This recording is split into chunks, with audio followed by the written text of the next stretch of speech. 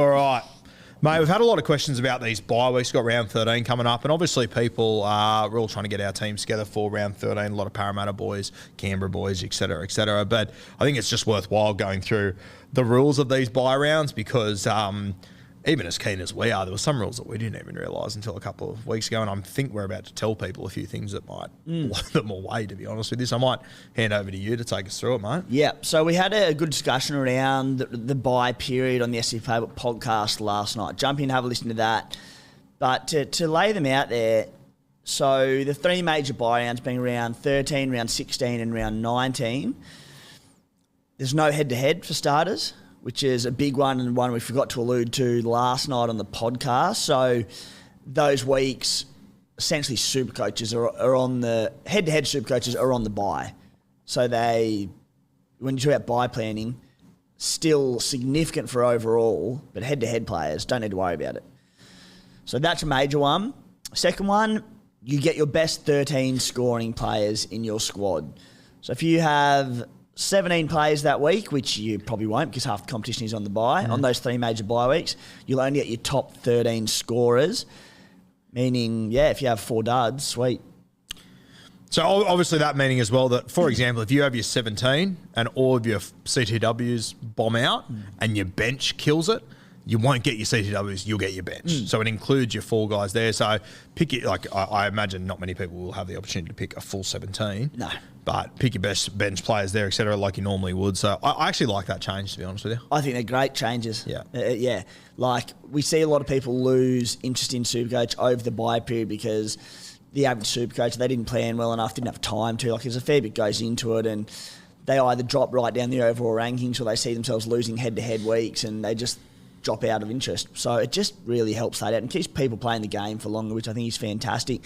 The other one, question around auto emergencies with this. So again, I think it'd be a pretty rare case, but let's say you had all 3 of your CT dub and all 3 of your 2RF bench players active, meaning like you might not have fullbacks, you might not have halfbacks, you might not have hookers, which is possible. You wouldn't get... You only get 1 auto emergency as per normal. You don't get 2. So let's say you had, your 3 CT dub and 2 RF bench players, 6 players in total. You could give 4 of them your bench spots. The 5th one would be AE. The 6th one wouldn't come in because there would be your second AE. Again, it's a bit of an anomaly there. Like, I don't think there'd be many teams like that, but just for people asking the question. So, they're sort of the main ones to touch on, mate. We had a really good discussion about it last night, but we spoke about how many players we would be aiming for those rounds. Do you try and get 15 or 16 and then your 2 bottom scores drop out? Are you happy to go 11 and not tear your side apart? Are you aiming for 13 on the dot? What are you thinking? Well, I've been going pretty hard at 13. I've been going pretty hard at Parramatta players to cover all those, but good mate of mine, old Stevie Hebner, who gets a feature every week, he actually brought up a really good point that round 14, Parramatta don't play. There's a few teams on the bye round 14 as well. So I'm sort of looking at my team at the moment going, fuck, it's all good and well to have all these Parramatta guys for those bye weeks, but I think round 14 I could be gutted as well. How many do you have? Well, the conversation started because I'm bringing in Dill Brown this week. Yeah. I got Gutho, I got Maddo, I got Hopgood.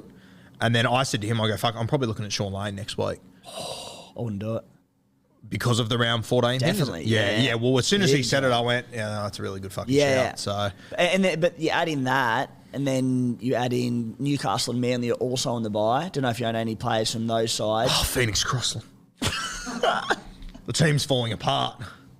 Dude. I've also got Olakau'atu, so... Wave the white flag. Exactly. So Olakau'atu. So if he was one you were looking at holding... That's pretty much my back row. Which if Olakau'atu doesn't play Origin, you would be holding him for 13, which is another key one you'd be missing for 14, which is enormous. If he does get picked for Origin, you'd flip him round 13 because he'd be missing 13 and 14. But, again, we had an in-depth chat about Parramatta because they were... Every question, every buy, purchase target this week, trade target, and same thing, like you wouldn't want many more than 4, especially 4 guns. Maybe if you've got someone like a Weremu Greg or one of these cheapies, you could get away with maybe 5, but don't want to overinvest. Shout out to Weremu Greg. We saw him up close the other night.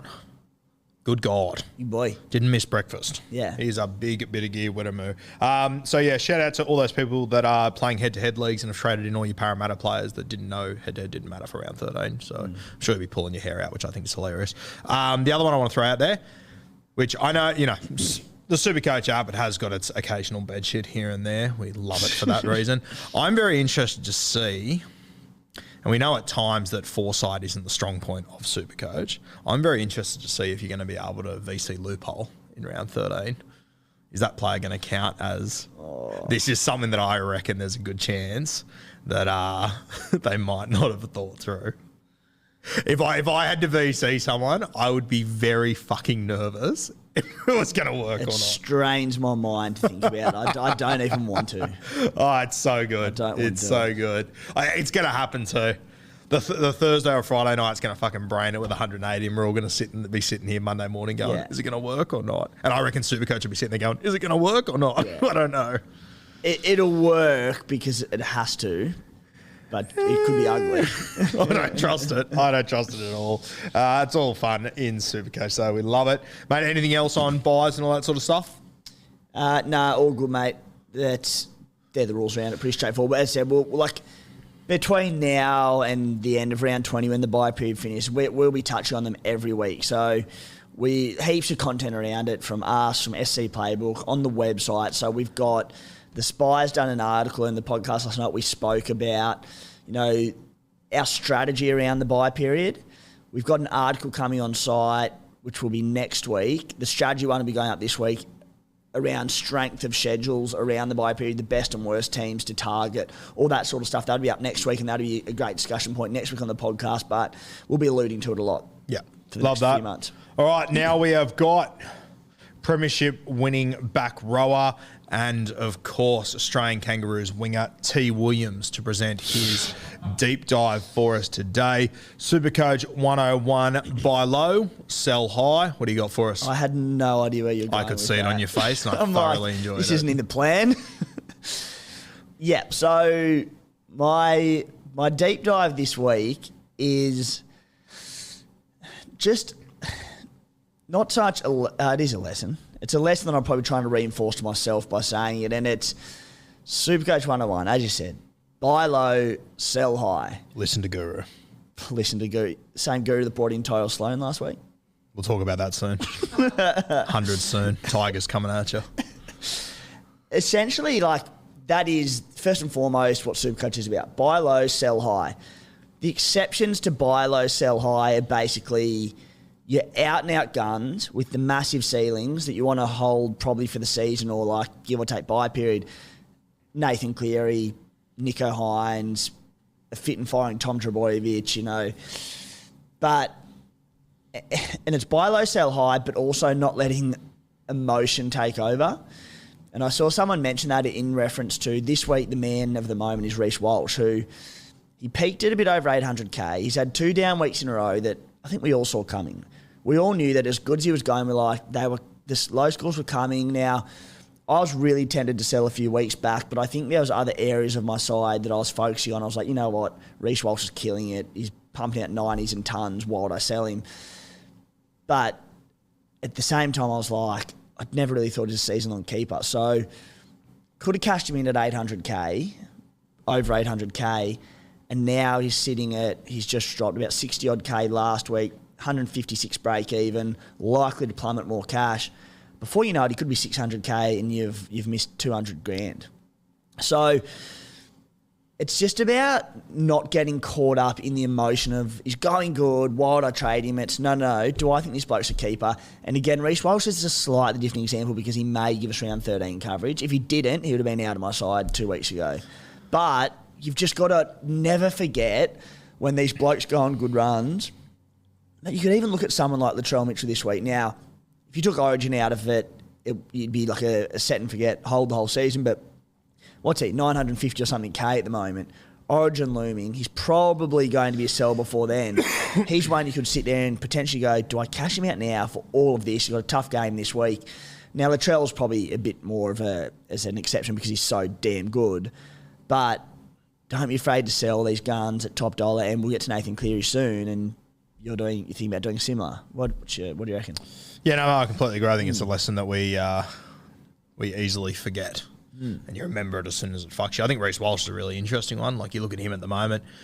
If I had to think of a player who is so fitting to go berserk at Suncorp in Magic Round, it is Reece fucking Walsh. And that's why, if you haven't sold him already, I have, so it's not anything I have to deal with. But, dudes, I reckon it'd be hard to sell him this week because it is so appealing this weekend. But I agree. I think the smart Supercoach just cashed out at the right time.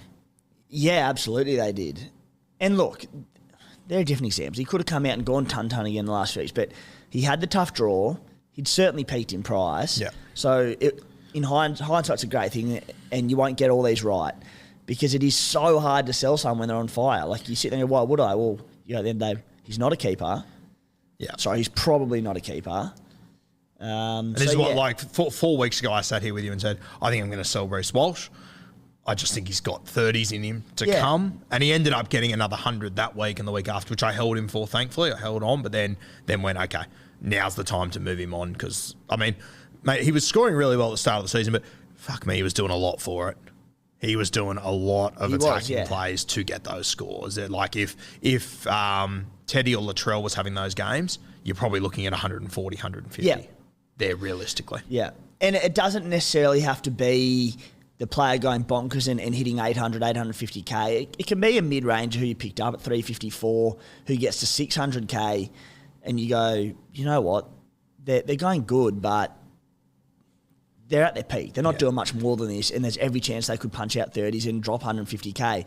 So, but I think the ones where you really feel it is when these outside backs or like spine players go nuts, hit 800, and before you know it, they're 600 again. You go, shit. And it happens so quickly. Yeah. And it's hard. It's really hard to sell them. Yeah. But just worth keeping in mind. And worst case scenario, you hold on to him. He goes down to 600K, then he gets picked for Origin, and you don't see him for 5 weeks. So